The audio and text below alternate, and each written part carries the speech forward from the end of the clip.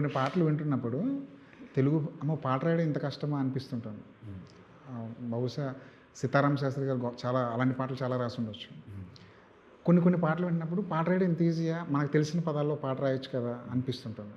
అలాంటి పాటల్లో మీ పాట తాను నేను అన్నీ తెలిసిన పదాలే, అన్నీ అందంగా ఉంటాయి, రోజు వాడుకలో ఉండే పదాలే, అన్నీ పక్క పక్కన పేర్చేసరికి చాలా గొప్ప భావాలు వచ్చేసినాయి. అది మకుటమే మీరు కొంచెం ప్రయోగం చేసినట్టున్నారు. తాను నేను ఒకసారి పాడతారా? అందులో పెద్ద ప్రయోగం అంటే వాక్య నిర్మాణం ప్రకారం చూసుకుంటే చాలా చిన్న ప్రయోగం అండి. ఇద్దరు మనుషులకి 2 ఉపమానాలు. అవును. తాను నేను. అది అబ్బాయి పాడితే అమ్మాయి నేను, అమ్మాయి పాడితే అబ్బాయి నేను. సో ఇద్దరు ఒక జంట పాడుకునేది. ఆ జంటకి 2 ఉపమానాలు. ఆ ఉపమానాల దగ్గర ప్రయోగం అంతా కనిపిస్తుంది. అవును, మీరు మొక్కటమే అది ప్రయోగం చేస్తారు అంతే. ఒకసారి పాడతారు అది.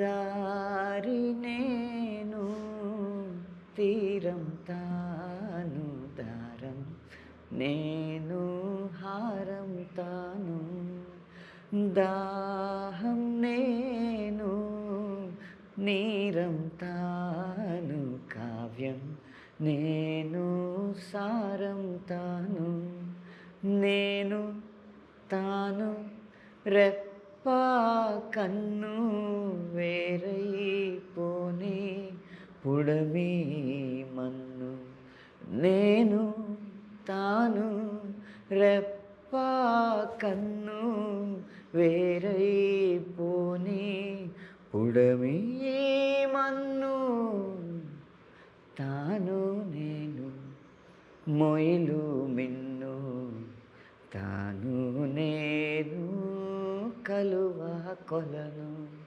తాను నేను గానం గమకం, తాను నేను ప్రాయం తమకం, శశితానైతే నిశినే నేను కుసుమం తావి, తాను నేను వెలుగు దివ్వే తెలుగు తీపి, తాను నేను మనసు మేను, మనసు మేను, మనసు మేను. నాకు ఎక్కడ బాగా నచ్చిందంటే మొయిలు మిన్ను అన్నారు కదా, మామూలుగా మన్ను మిన్ను అనేస్తాం మనం. మొయిలు అన్న చోట మేఘం ఈజీగా మనం వాడుకోవచ్చు. ఆ పదం కూడా పడుతుందేమో కదా, మేఘం. మేఘం మిన్ను పడుతుంది. కానీ మీరు తెలుగులో అంతగా వాడుకలలో లేని మనం మర్చిపోయిన ఒక పదం తీసుకొచ్చి అక్కడ మ్యాచ్ చేసే ప్రయత్నం చేశారు. అది ఎక్కువ అచ్చ తెలుగు పదాలు అనేవి చాలా తక్కువ ఉంటాయండి. ఎందుకంటే మీకు తెలుసు కదా, సంస్కృతం మనకి తెలుగుతో కలవనంతసేపు మనకి 36 అక్షరాలే, 56 అక్షరాలు కాదు, ఇంకో 20 అక్షరాలు సంస్కృతం నుంచి తెచ్చుకున్నాం. అలా పదాలు కూడా సంస్కృతంలో కలిసిపోయినాయి అన్నమాట. అప్పుడు భాష చాలా పరిమితంగా ఉండేది, కానీ చాలా అందంగా ఉండేది. అది అందరికీ మాట్లాడుకోవడానికి సౌలభ్యంగా లేదు కాబట్టి పెద్దలు ఆలోచించి నన్నయ్య గారు లాంటి వాళ్ళు వాళ్ళ రచనలో సంస్కృతాన్ని జోడించి తెలుగుని సంస్కృతాంధ్రం చేసి భాష ఇంత వ్యాప్తి చేశారు.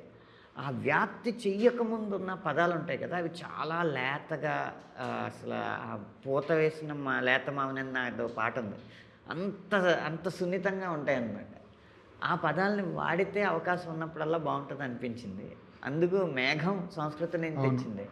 అదే మొయిల్ అంటే మన అచ్చ తెలుగు పదం, అందుకని అలాంటి వాడడం జరిగింది. దాహం నేరం అన్న చోట కూడా నీరు అనే పదం వాడచ్చు, కానీ నీరం అనే పదం వాడారు అక్కడ.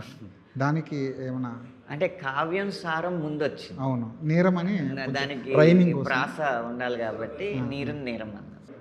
సార్, మీరు మక్కుటం ఎత్తుకోవడమే ఆ మొయిలు మిన్ను అని ఎత్తుకున్నారు కదా. మొయిలు అన్నది మేఘం అనే అర్థం. మేఘం అంటే అందరికి తెలిసిన పదం, చాలా ఈజీగా వాడేయచ్చు. కానీ తెలియని పదం, మనం వాడుకలో లేని పదం మొయిలుని తీసుకొచ్చి పెట్టారు. దానికి ప్రత్యేకమైన కారణం ఏమన్నా?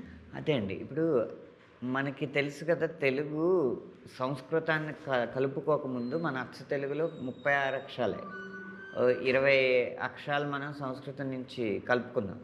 అప్పుడు భాష నన్నయ్య గారు లాంటి మహానుభావులు అలా సంస్కృతాన్ని, ఆంధ్రాన్ని కలిపి ఈ తెలుగు భాషను మరింత వ్యాప్తి చేశారు. భాషను చాలా పెంచారనమాట. ఆ ముందు ఉన్న పదాలు చాలా లేతగా నేను రాసిన 'పూత వేసిన లేత మావిని చూసినట్టుంది' అన్నట్టు టెండర్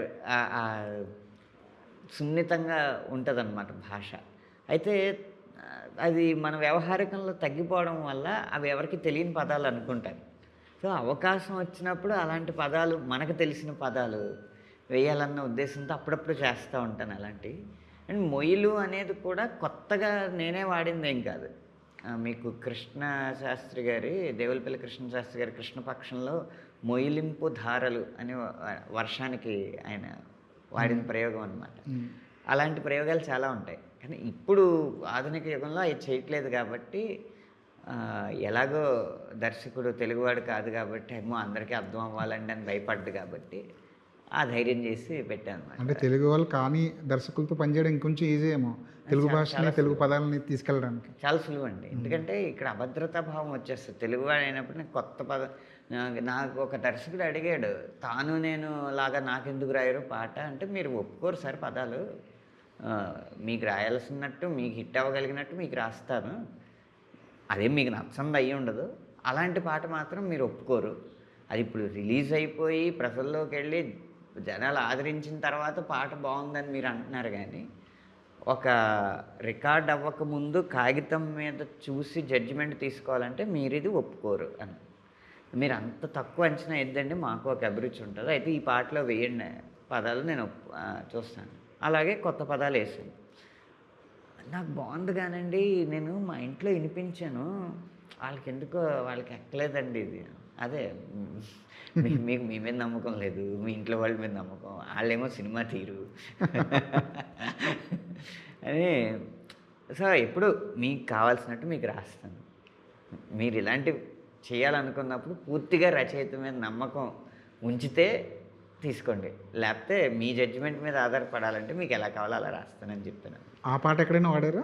ఏది? ఆయనకి రాసిచ్చిన పాట ఇంకో చోట ఎక్కడైనా వాడారా? ఉన్న సమస్య ఏంటంటే, మేము బాణీలకి రాయాలి కదండి పాటలు. అవును. ముందు రాస్తుంటే ఆ పాటగా నా దగ్గర ఉంటుంది. అవును. ఇప్పుడు ఆ పాట ఆ బాణీకి సరిగ్గా సరిపడ్డట్టు రాసినప్పుడు ఇంకో చోట అది పొసగదు. అవును. అది వృధా ప్రయాసే.